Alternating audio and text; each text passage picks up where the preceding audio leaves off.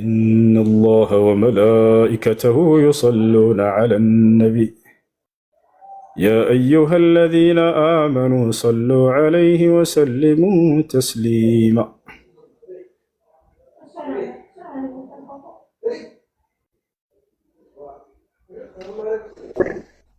አንድ ቤት አድርጉ ቤት አድርጉ።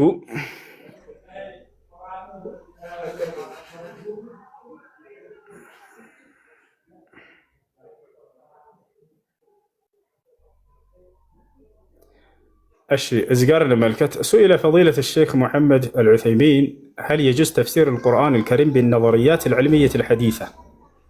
ابن عثيمين راساته تضيقونه فأجاب بقوله تفسير القرآن بالنظريات العلمية له خطورته، وذلك إننا إذا فسرنا القرآن بتلك النظريات ثم جاءت نظريات أخرى بخلافها فمقتضى ذلك أن القرآن صار غير صحيح قدم الرجل في نظر أعداء الإسلام. أما في نظر المسلمين فإنهم يقولون إن الخطأ من تصور هذا الذي يعني فسر بالقرآن بذلك، لكن أعداء الإسلام يتربصون به الدوائر، ولهذا أنا أحذر غاية التحذير من التسرع في تفسير القرآن بهذه الأمور العلمية، ولندع هذا الأمر للواقع. إذا ثبت إذا ثبت في الواقع فلا حاجة إلى أن نقول القرآن قد أثبته، فالقرآن نزل للعبادة والأخلاق والتدبر. يقول الله عز وجل كتاب أنزلناه إليك مبارك ليدبروا آياته وليتذكر أولو الألباب، وليس لمثل هذه الأمور التي تدرك بالتجارب ويدركها الناس بعلومهم، ثم إنه قد يكون خطرا عظيما فادحا في تنزيل القرآن عليها. أضرب لهذا مثلا قوله سبحانه وتعالى يا معشر الجن والإنس إن استطعتم أن تنفذوا من أقطار السماوات والأرض فانفذوا لا تنفذون إلا بسلطان. لما حصل صعود الناس إلى القمر ذهب بعض الناس ليفسر هذه الآية ونزلها على ما حدث وقال إن المراد بالسلطان العلم، وأنهم بعلمهم نفذوا من أقطار الأرض وتعدوا الجاذبية، وهذا خطأ ولا يجوز أن يفسر القرآن به، وذلك لأنك إذا فسرت القرآن بمعنى فمقتضى ذلك أنك شهدت بأن الله أراده، وهذه شهادة عظيمة ستسأل عنها أمام الله عز وجل يوم القيامة. ومن تدبر الآية وجد أن هذا التفسير باطل، لأن الآية يعني سيقت في بيان أحوال الناس وما يؤول إليه أمرهم. اقرأ سورة الرحمن تجد أن هذه الآية ذكرت بعد قوله سبحانه وتعالى كل من عليها فان ويبقى وجه ربك ذا الجلال والإكرام فبأي آلاء ربكما تكذبان. فلنسأل هل هؤلاء القوم نفذوا من أقطار السماوات؟ الجواب لا، والله يقول إن استطعتم أن تنفذوا من أقطار السماوات والأرض. ثانيا هل أرسل عليهم أرسل على شواظ من نار ونحاس؟ الجواب لا. إذن فالآية لا يصح أن تفسر بما فسر به هؤلاء، ونقول إن وصول هؤلاء إلى ما وصلوا إليه هم من العلوم التجريبية التي أدركوها بتجارب. أما أن نحرف القرآن لنخضعه للدلالة على هذا فهذا ليس بصحيح ولا يجوز.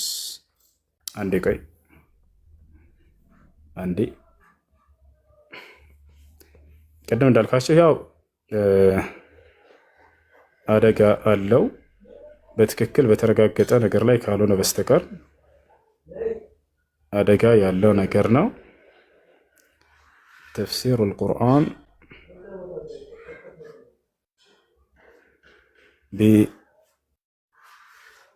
بالاكتشافات العصرية الحديثة.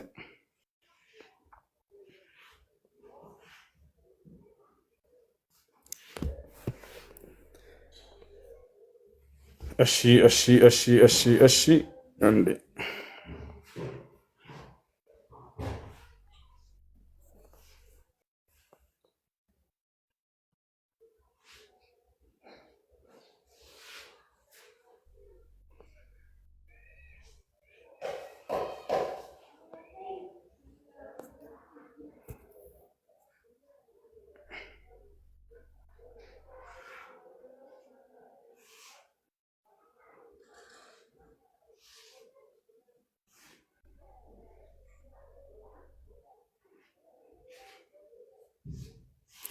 እስከዛ ጥያቄ ያለ ይቀጥል ያወጣላቸዋለሁ። ትናንት ይሄን መስአላ በጣም በሕት እያደረኩ ነበር። የዑለሞች ንግግር ኢብኑ ዑሰይሚን እንዲሁም ሌሎች ዑለሞች በትክክል የተረጋገጠ ነገር ከሆነ በዚያ ቢፈሰር ችግር የለም ብለው ቃል በቃል ተናግረዋል። አወጣላቸዋለሁ።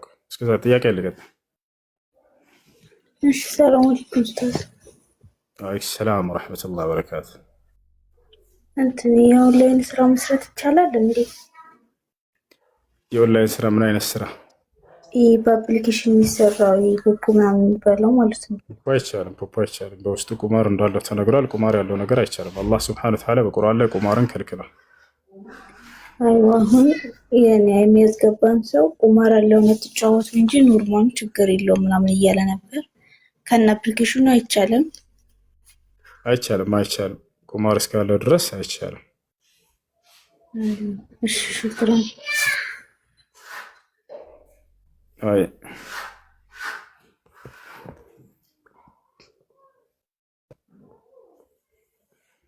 እሺ ጥያቄ አለ? ይቀጥል። ሰላም አለይኩም። ወአለይኩም ሰላም ወራህመቱላሂ ወበረካቱ። ቅድም በተጠየቁት ጥያቄ ነበር። እሺ በቂያማ ቀን 50 ሺህ ዓመት ይቆማሉ ያልክበት ነቢያችን ሰለላሁ ዐለይሂ ወሰለም ከአርሽ በላይ ናቸው ያልከው ማለት ነው። አላህ ከአርሽ በላይ ነው አይደል ብለን የምናምነው? ከአርሽ በላይ ናቸው። እርሳቸው አርሽ ላይ ይቀመጣሉ ነው። አላህ አርሽ ላይ ያስቀምጣቸዋል። አላህ ከአርሽ በላይ ነው ስንል ተቀምጧል ብለን አይደለም የምናምነው። እርሱ ከአርሽ ባኢኑ ምን ኸልቂሂ ነው። እርሱ ከፍጥረታቱ የራቀ ነው።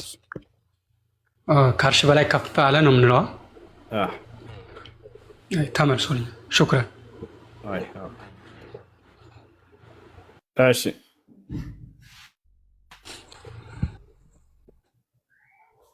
ቀጥል።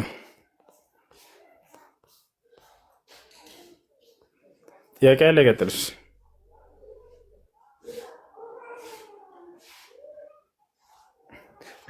ወአለይኩም ሰላም ወራህመቱላሂ ወበረካቱ። ሃይ كيف يكون أنا ጥያቄ كيف يكون الولاء والبراء في بلد الكفار ለምሳሌ ወላእና በራ የሚባለው ነገር አሁን ቢላድ እስላም ላይ ያው ምን ብዙም እንትን አይጠናኝም። ያው እንደ ራሴ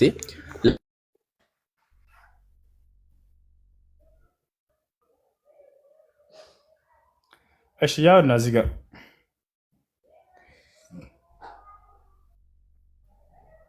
እሺ ይሰማል። له السوي أنت سمول يا الناس قال من الهلال وقد لخص البحث في آخره ونحن نقدم هذه الخلاصة ثم نعود إلى بعض التفاصيل. قال في آخر البحث والإعجاز العلمي يعني تأكيد الكشوف العلمية الحديثة الثابتة المستقرة للحقائق الواردة في القرآن الكريم والسنة المطهرة بأدلة يعني تفيد القطع واليقين باتفاق المتخصصين وتهديف دراسته وإجراء البحوث فيه إلى إثبات صدق محمد صلى الله عليه وسلم فيما جاء به من الوحي بالنسبة لغير المؤمنين وتزيد الإيمان يعني وتقوى واليقين في قلوب المؤمنين وتكشف لهم عن عجائبه وأسراره وتعينهم على فهم حكمه وتدبير مراميه ويعتمد الإعجاز العلمي على الحقائق المستقرة التي تثبت يعني بأدلة قطعية قدم دالكواشو በእርግጠኝነት በታወቀ በሆነ ነገር ላይ ነው። በዚያ ነገር ላይ ቁርአንና ሐዲስ ቀድሞት ተገኝቷል የዛሬ 1447 ዓመት በፊት ተብሎ ቢናገር ይሄ ችግር የለው። ነገር ግን በጥርጣሬ ሳይንቲስቶች የተናገሩት ይሄ ሊሆን ይችላል ተብሎ ግምታዊ በሰጡት ነገር ላይ ለዚያ ማስረጃ ማድረግ ቁርአንን በፍጹም አይቻልም። በዚያ መፈሰርም አይቻልም። ያ እሺ ያቀለ ገጣ ጥያቄ ያለ ገጥ ስለ ወላእና በራእና የጠየቀው ወላእና በራ في بلد الكفار ላይ ለምሳሌ እንዴት ነው ለምሳሌ ማስሄድ የሚችለው ምሳሌ ወላእና በራ የሚለው ነገር እሺ الولاء والبراء معناه الولاء المحبة والنصرة والبراء معناه البغض والعداء لأهل الكفر والنفاق والولاء يكون لأهل الإيمان ولا أن براء موددنا مردات المحبة مودد مالتنا والنصرة مردات مالتنا ይህ ወላ የሚባል የሚሰጠው ለአማኞች ነው። አማኞችን نحبهم لإيمانهم ለእምነታቸው ስንል እንወዳቸዋለን። ወነንሱሩሁም ኢዛ ዋፈቁል ሐቅ በሐቅ ላይ ከሆኑ ደግሞ እንረዳቸዋለን። ሐሰት ላይ ከሆነ አንድ አማኝ ጥፋት ላይ ከሆነ የዛኔ አንረዳው። እንዳውም ኑንኪሩ ዐለይህ እናስተባብልበታለን በዚያ በሰራው ኃጢአት ላይ። ወላ ንዋፊቁ ሊአነ ነቢ ሰለላሁ ዐለይሂ ወሰለም ቃል መን ረአ ሚንኩም ሙንከረን ፈልዩገይርሁ ቢየዲህ ፈኢን ለም የስተጢዕ ፈቢሊሳኒህ ፈኢን ለም የስተጢዕ ፈቢቀልቢህ ወዛሊከ አድዐፉል ኢማን። ስለዚህ ይህ ነው ወላእ ማለት። ወልበራእ መጥራት አልቡግዱ ወልዒዳእ ሊአህሊ ልኩፍር ወአህሊ ኒፋቅ። البغض يجب بغض الكافر وأعماله التي يعملها إذا كانت لا توافق الكتاب والسنة. أما إذا كان يوافق أعماله الكتاب والسنة، فمثلا إذا رأينا الكافر يتصدق فإننا يعني نحب له هذا العمل وندعوه إلى الإسلام. أنا يهني مثلا باجر وأنا باشرش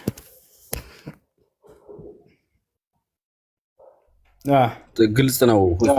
ላኪን ግን አንዳንድ ጊዜ እንትን ላይ ነው። አሁን ለምሳሌ አንተ በልኩፈር ላይ ስትሆን አንዳንድ የኔ ሙዓሃድ የምትሆንበት ጊዜ አለ በአንዳንድ ጉዳዮች ላይ ማለት ነው። እርሱ ላይ ነው። አሁን ለምሳሌ ዶሩሪ ተብሎ ሙዓሃድ መግባት ይቻላል ወይስ አይቻልም? ለምሳሌ ማለት ነው። ዝርዝሩ መጥቀስ ስላልፈለኩ ነው። ይቻላል። ከካዲያኖች ጋር ውል መፈጸም ካልኪዳን መፈጸም ይቻላል። ነቢያችን ሰለላሁ ዐለይሂ ወሰለም ሱልሁል ሁደይቢያ ላይ አድርገዋል። ነቢያችን ሰለላሁ ዐለይሂ ወሰለም ማድረግ እንደሚቻልም የተናገሩበት ማን ነው? ያንን መን ቀተለ ሙዓሂደን ለም የሪሕ ራኢሐተል ጀና ብለው ተናግረዋል። ከሙስሊሞች ጋር ቃል ኪዳን ያለውን ካፊር የገደለ ሰው የገነት ሽታ አያገኝም ብለዋል። ከዚህ የምንረዳው ከእነርሱ ጋር ሙዓሂዳ ማድረግ እንደሚቻል ያሳያል ሐዲስ። ነገር ግን ያ ነገር በምድራዊ ነገር ነው መሆን ያለበት። ዲንህን በመርገጥና ዲንህን በመተው ላይ ምናምን ከሆነ አይቻልም፣ አይፈቀድም። ያ አይፈቀድም። ነቢያችን ሰለላሁ ዐለይሂ ወሰለም ከሀገር ዛሬ ለምሳሌ ሳዑዲን የሚወቅሱባት አንደኛው የጀማዓቱል ኢኽዋን ሙስሊሚን አንደኛው እሱ ነው።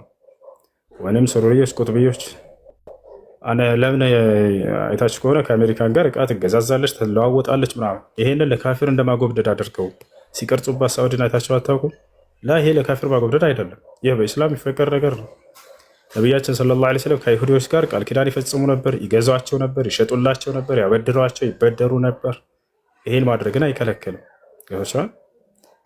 ያ በምድራዊ እንትን ላይ ከአሜሪካ መሳሪያ ትገዛለች፣ ገንዘቧን ትሰጣለች፣ መሳሪያ ትገዛለች፣ ለሀገሪቷ መከላከያ የሚሆን ነገር ያንን ታደርጋለች። ያ ነው እና እሱ ችግር የለም። እሺ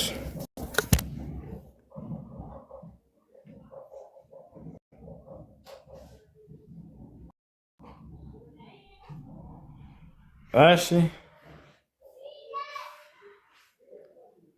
ያቀለ ቀጥል። እሺ ማን ነበርክ? ከላይ ኑ በእግዚአብሔር ሰላም፣ እንዴት ነህ? አላህ አልሐምዱሊላህ ሰላም ነው ነበረ። እሺ ጥያቄ ምንድን ነው?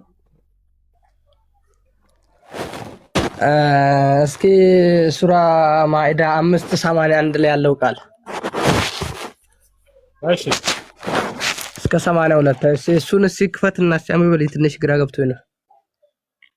አብራራውስ። እሺ በስለ ጥያቄ ምንድን ነው? እዛ ውስጥ 82 ላይ መምህራኖች ብሎ ቄሶችም ይላል። ታዲያ እንዴት ነው? እስኪ ለምሳሌ እንዴት ለምንድን ነው እንደዚህ ያለው? በጣም ጥሩ። እዚህ ጋር እየተናገረው ያለው የኢትዮጵያ ቄሶችና መነኩሴዎች እስልምና እንደተቀበሉና እንዳመኑ ነው። ችግር የለውም። ለተጅደና አሸደ ናሲ ዐዳወተን ሊለዚነ አመኑ ልየሁደ ወለዚነ አሽረኩ ولتجدن أقربهم مودة للذين آمنوا الذين قالوا إنا نصارى ذلك بأن منهم قسيسين ورهبانا وأنهم لا يستكبرون وإذا سمعوا ما أنزل إلى الرسول ترى أعينهم تفيض من الدمع مما عرفوا من الحق يقولون ربنا آمنا فاكتبنا مع الشاهدين وما لنا لا نؤمن بالله وما جاءنا من الحق ونطمع أن يدخلنا ረቡና መዐል ቀውሚ ሷሊሒን ፈአሳበሁም ላሁ ቢማ ቃሉ ጀናት። የሰላም የሀገራችን በነብዩ ሰለላሁ ዐለይሂ ወሰለም ዘመን የነበሩ በቃሽ ላውጣለሽ ያ ተመልከቱ። እዚህ ጋር የኢትዮጵያ ቀሳውስቶችና መነኩሴዎች እስልምናን ተቀብለው ነበር። ያው ማስረጃ ምን ይላል? አይሁዶችንና እነዚያን ያጋሩትን ለእነዚያ ለአመኑት በጠላትነት ከሰዎች ሁሉ ይበልጥ የበረቱ ሆነው በእርግጥ ታገኛለህ አለ። ይሄ ስለ አይሁዶች 4 ነጥብ አደረገ። እነዚያም እኛ ክርስቲያኖች ነን ያሉትን ለእነዚያ ለአመኑት በወዳጅነት በእርግጥ ይበልጥ የቀረቧቸው ሆነው ታገኛለህ። ይህ ከእነርሱ ውስጥ ቀሳውስትና መነኮሳት በመኖራቸውና እነርሱም የማይኮሩ በመሆናቸው ነው አለ። ታዲያ እነዚህ ቀሳውስቶች አላለቀም። ወደ መልእክተኛው ወደ ነብዩ ሰለላሁ ዐለይሂ ወሰለም የተወረደውን ቁርአንን በሰሙ ጊዜ ምን አሉ? እነዚያ ቀሳውስትና መነኩሴዎች እውነቱን ከማወቃቸው የተነሳ አይኖቻቸው እንባን ሲያፈሱ ታያለህ። ጌታችን ሆይ አመንን፣ ከመስካሪዎቹም ጋር ጻፈን ይላሉ አለ። ማን ስለሆነ ነው እኛ ማናምነው ይላሉ። ቀጥለው እዚህ ጋር ተመልከት። በአላህና ከእውነትም በመጣልን ነገር የማናምን ጌታችንም ከመልካም ሰዎች ጋር ሊያስገባን የማንከጅለኛ ምን አለን ይላሉ። ከዚያም አላህ ሱብሓነሁ ወተዓላ ወደ ገነት እንደሚወስዳቸውን ቃል ገባላቸው። ባሉትም ምክንያት አላህ በስሮቻቸው ወንዞች የሚፈሱባቸውን ገነቶች በውስጣቸው ዘውታሪዎች የሆኑ መነዳቸው። ይህም የበጎ ሰሪዎች ዋጋ ነው አለ። ስለዚህ እዚህ ጋር እነዚህ መነኩሴዎችና ቀሳውስቶች የኢትዮጵያ ቀሳውስቶችና መነኩሴዎች አምነናል ብለዋል በአላህ። በነብዩ ሰለላሁ ዐለይሂ ወሰለም ላይ የተወረደውን ቁርአን በሰሙ ጊዜ አልቅሰዋል፣ አንብተዋል። አይ እሺ፣ ይሄ ያን ጊዜ ስለዚህ ቁርአን ሲወርድ ኢትዮጵያ ክርስትና አለ ማለት ነው። ያው ራሳችንን ክርስቲያን ብሎ የሰየሙ አለ። አምላክና ነብያት እውቅና ያልሰጠው ምን ዋጋ ያለው ነው? ይሄ ቁርአን ከላይ እስከወረደ ድረስ በዛን ጊዜ አላህ ራሱ የክርስትና እምነት እንዳለ የቁርአን ከዛ ሲወርድ ያውቃል ማለት ነው።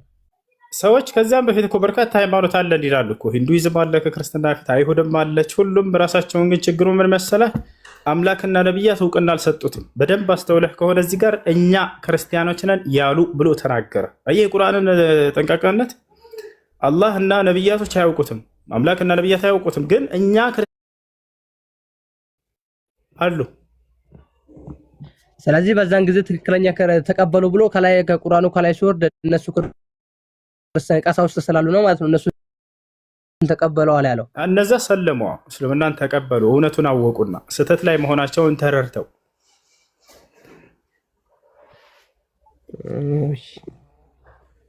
ታራንተስ መቼ ነው ስህተት መሆኑን አውቀህ የምትሰልመው? እንደነሱ እንደ ኢትዮጵያ ቀሳውስቶች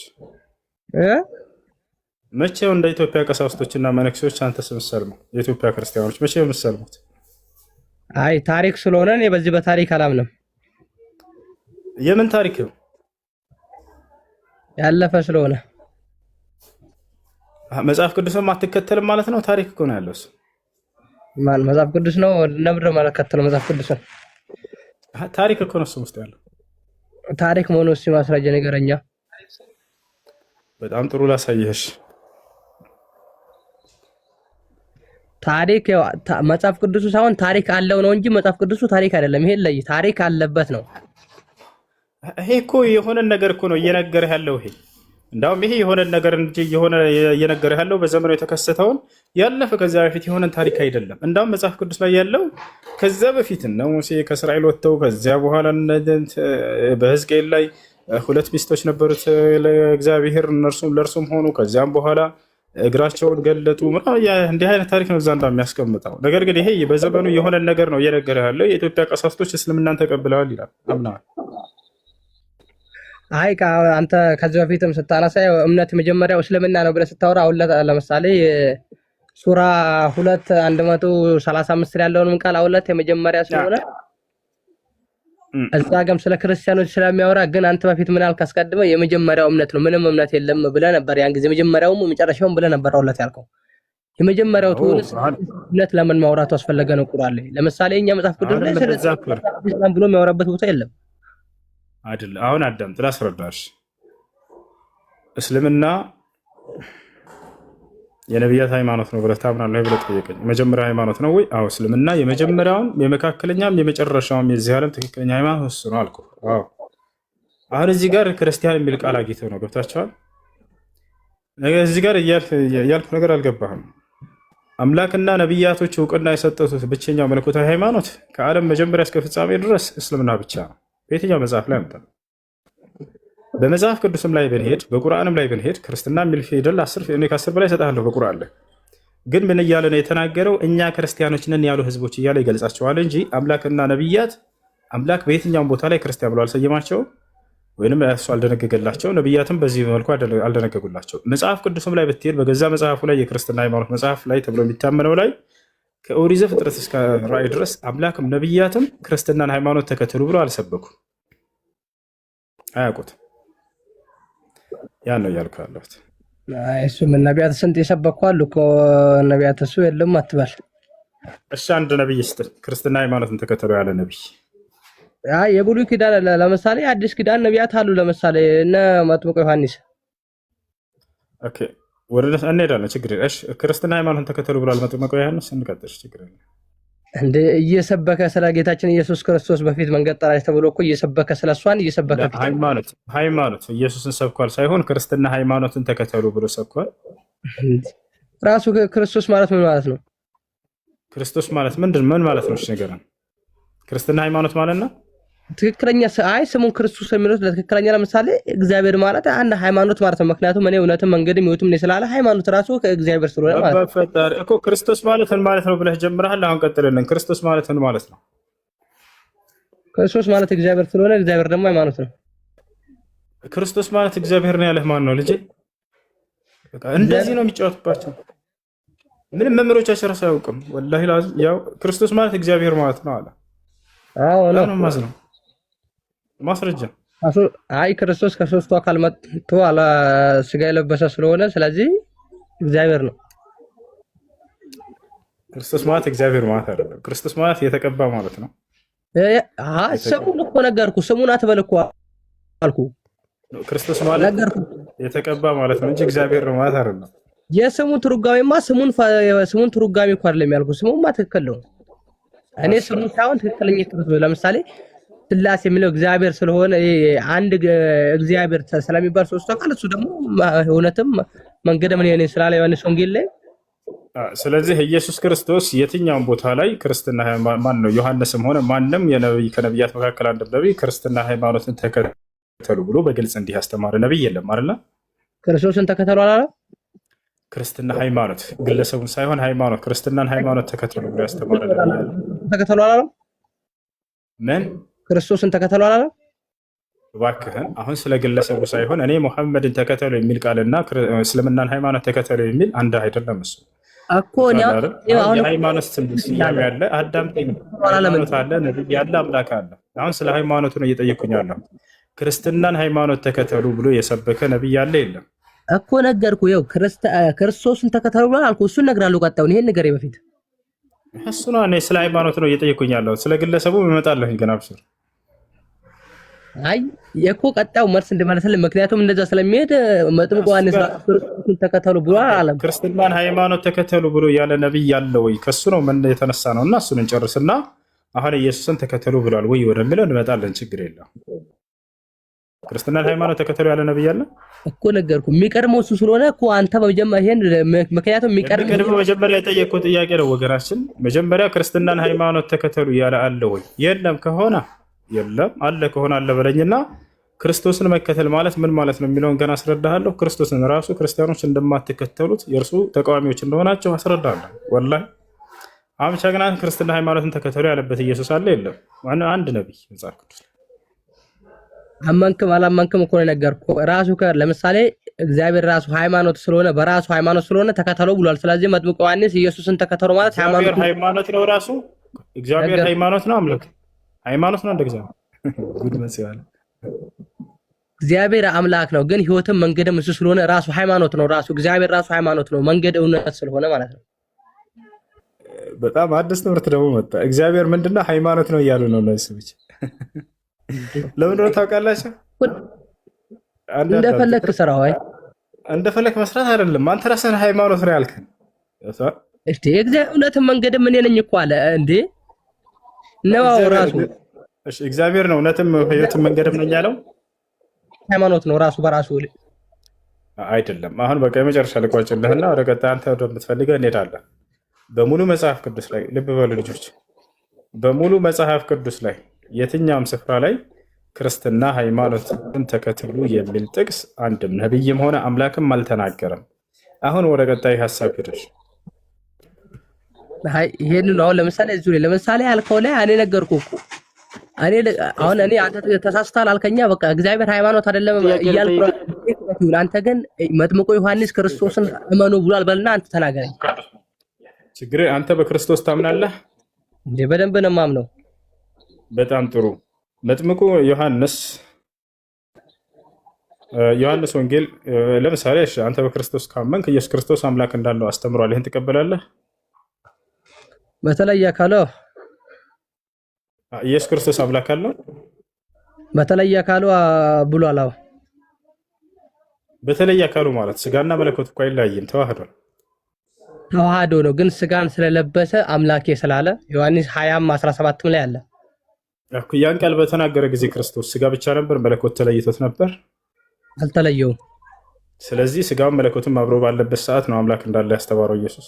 ግን በዛን ጊዜ እንደ ሰውኛ ሆኖ የአዳምን ጩኸት ስለጮህ ነው በዛን ጊዜ እንደዚህ ያለው። ለኛ የአዳምን ጩኸት የሚል አንተ አልክ። ያን ስለለበሰ